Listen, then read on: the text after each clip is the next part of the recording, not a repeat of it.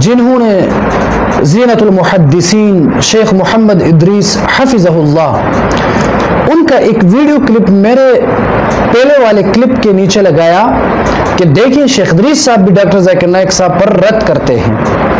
तो सबसे पहली बात तो ये है, उन लोगों के बारे में मैं ये कहूँगा कि या अय्युहल्लज़ीना आमनू इन जाअकुम फासिकुम बिनबइन फतबय्यनु, कि जब भी कोई खबर आपको मिले उसकी तहकीक करना ये मुसलमान की शान है। बिला तहकीक किसी पर फतवाबाजी करना, किसी की तौहीन करना, जैसा कि आजकल मुल्क पाकिस्तान के कम ज़र्फ मौलवी डॉक्टर जाकिर नाइक साहब के खिलाफ बोलते हैं, उनके बारे में मैं कहूँगा कि शेख इदरीस साहब का जो बयान है वो हरगिज़ डॉक्टर जाकिर नाइक साहब के बारे में नहीं है। बज़ाहिर बयान से तो यूँ लगता है कि शेख इदरीस साहब किसी और के बारे में फरमा रहे हैं, क्योंकि देखिए शेख साहब अपने बयान में फरमाते हैं कि एक ऐसा बंदा है जो कहता है कि बुखारी की ये रिवायत कुरान मजीद के खिलाफ है और ये ज़ईफ़ है। तो मेरे ख्याल के मुताबिक डॉक्टर जाकिर नाइक साहब कभी भी ये नहीं कहता कि फला हदीस ज़ईफ़ है, बल्कि उसका काम इसके साथ होता ही नहीं है, रिवायात के साथ वो छेड़ता ही नहीं है।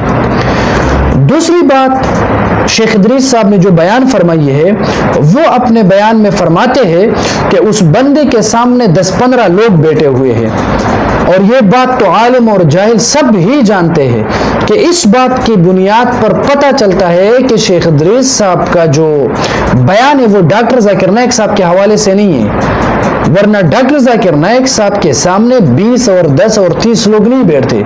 उनके मजमे में तकरीबन लाखों और हजारों और सैकड़ों लोगों की तादाद में लोग तशरीफ लाते हैं। तो ये दूसरी दलील और वजाहत हो गई कि शेख इदरीस साहब का बयान इस हवाले से नहीं है कि वो डॉक्टर जाकिर नाइक साहब पर रद्द करते हैं। नंबर 3, शेख इदरीस साहब के बयान को अगर आप समाअत फरमाएंगे तो उस बयान के अंदर शेख इदरीस साहब बयान फरमाते हैं कि उसके सामने चंद लोग बैठे हुए हैं और वो सुबहान अल्लाह अल्हम्दुलिल्लाह के नारे लगाते हैं। तो जाहिर सी बात है, आप देख लें वीडियोस, डॉक्टर जाकिर नाइक साहब के बयान में कभी भी मैंने नहीं सुना कि लोगों ने सुबहान अल्लाह के नारे लगाए हैं।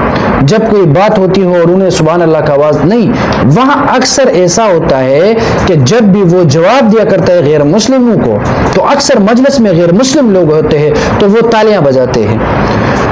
तो अब किसी के बयान को लेकर बिला तहकीक और बिला मालूमात किसी की तजलील करना ये इस्लाम का दर्स नहीं है। और इसके अलावा मसलक परस्ती और शख्स परस्ती में इतने ज्यादा हद तक भी जाना जायज नहीं है कि सिर्फ और सिर्फ आप अपने मौलवियों को हक पर समझो और बाकी को कुफर तक के हद तक पहुंचा लें। यह बिल्कुल दुरुस्त नहीं है। ऐसा नहीं है कि जो मौलवी देवबंदी ना होगा वो हक पर नहीं होगा। बहुत से ऐसे लोग पाए जाते हैं जो देवबंदी नहीं है लेकिन वो हक पर है। बहुत से ऐसे लोग हैं जो देवबंदी नहीं है लेकिन उन्होंने दीन की बड़ी खिदमत की है।